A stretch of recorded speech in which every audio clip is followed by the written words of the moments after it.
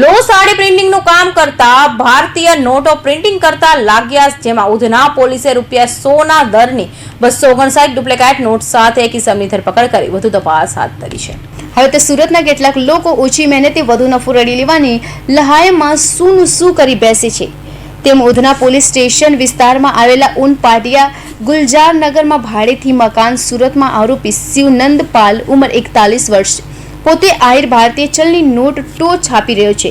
તે માહિતી પોલીસના હેડ કોન્સ્ટેબલ આનંદ રતનભાઈ તથા મોહનસિંહ રતનભાઈ સિંહને અહીં ચિરાગભાઈને મળતા તેમની સ્થળ પર જોતા આરોપી શિવનંદ રંગે હાથ ઝડપાઈ જવા પામ્યો હતો.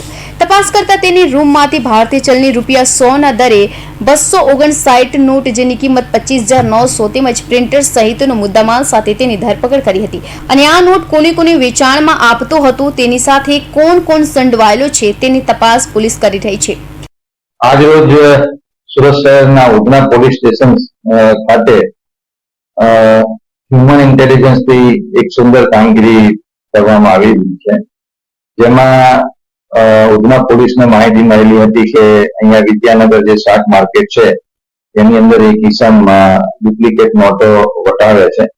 તો ઉધના ડિસ્ટ્રિક્ટે આ ઉપર વોચ રાખેલી હતી અને એમની તપાસ કરતા એક આરોપી પિન્ટુ શિવનંદન પાલ જે 41 વર્ષનો છે અને ઉન પાટિયા સુરત ખાતે રહે છે અને મૂળ એ ફતેહપુર જિલ્લાના ઉત્તર પ્રદેશનો રહેવાસી છે, જે અહીંયા સાડીઓના પ્રિન્ટિંગમાં કામ કરતો હતો અને એને આ પ્રિન્ટિંગનો જે અનુભવ હતો એના આધારે એને ડુપ્લિકેટ નોટો બનાવવાનું એને ચાલુ કરેલું હતું. તપાસ કરતા એના ઘરેથી 259 ₹100ની ચલણી ડુપ્લિકેટ નોટો મળી આવેલ છે અને પ્રાથમિક પૂછપરછમાં એવું જાણવા મળેલ છે કે તેને આ કામગીરી ઉત્તર પ્રદેશનો એક આરોપી છે સલમાન અહેમદ, જે હાલમાં ઉત્તર પ્રદેશ છે, એની પાસેથી આ ડુપ્લિકેટ નોટો કેવી રીતે બનાવી એ શીખેલો હતો અને એને ઇન્ટરોગેશનમાં એવી વસ્તુ જાણવા મળે છે કે આ સલમાન અહેમદ એ પોતે પણ આ રીતે ડુપ્લિકેટ નોટો બનાવવાનું કામ કરતો હતો. તો હાલમાં આરોપીને અટક કરી અને રિમાન્ડની કાર્યવાહી કરવામાં આવશે.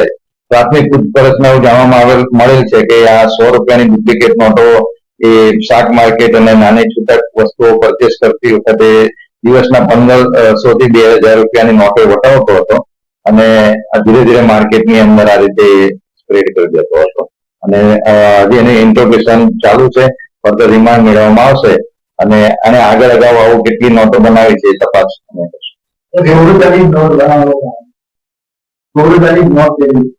માર્કેટની અંદર શાકભાજી લેવા જાય ત્યારે ₹10ની શાકભાજી કે અથવા છૂટક વસ્તુ લઈને ₹90 પરત લે. મોટી કરન્સી હોય તો તરત ધ્યાનમાં આવી જાય, એટલા માટે ₹100. પ્રાથમિક પૂછપરછમાં આવું છે. અમે તપાસ એ પણ કરશું કે ₹500ની અગાઉ એને આવી કોઈ બનાવેલી છે કે નહીં, એ તપાસનો વિષય છે ને ઉધના પોલીસ આમાં ઊંડાણપૂર્વક તપાસ કરશે. આની જોડે અન્ય કોઈ ઇસમો સામેલ છે કે નહીં, એ કોઈને વટાવા આપતો હતો કે નહીં, એ બધું રિમાન્ડ દરમિયાન અમે એ હવે તપાસનો વિષય છે. પ્રાથમિક પૂછપરછમાં અત્યારે જે 259 નોટો મળી છે એનો સંદર્ભ અમારી તપાસ ચાલુ છે, પરંતુ ઊંડાણપૂર્વક તપાસ કરવામાં તપાસનો વિષય છે. 100% એમ બધી રીતે અત્યાર સુધી એને કેટલા વટાયા છે, કયા સિટીમાં વટાયા છે, કયા એને બતાવવા માટેમાં એને કોઈ માણસો રાખેલા છે કે નહીં, આ બધી જ ઊંડાણપૂર્વક તપાસ. એની પાસે એક એપ્સન નું પ્રિન્ટર જમા થયેલું છે, જે હાઈ ડેફિનેશન છે અને જે કાગળ આવે હાઈ ડેફિનેશન ના કાગળ પણ જપ્ત થયેલા છે. એટલે પ્રાથમિક તો એવું જણાવી આવે છે કે પોતાના ઘરમાં અને પોતાને આ પ્રિન્ટિંગ સાડી પ્રિન્ટિંગ નો અનુભવ છે અને એના કહેવા પ્રમાણે સલમાન અહેમદ એને આ ટ્રેનિંગ પ્રોપર આપીને એને આ શીખવેલું છે. એટલે સલમાન અહેમદ પણ અમારા ટાર્ગેટમાં છે ને ટીમ અમે રવાના કરેલી છે.